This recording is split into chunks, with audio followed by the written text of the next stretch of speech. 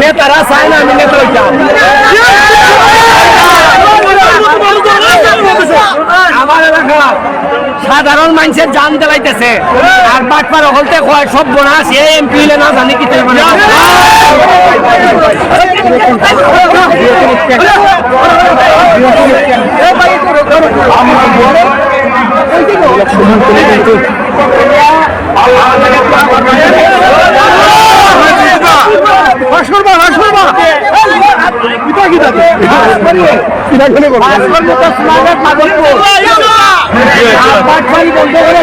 বাংলাদেশে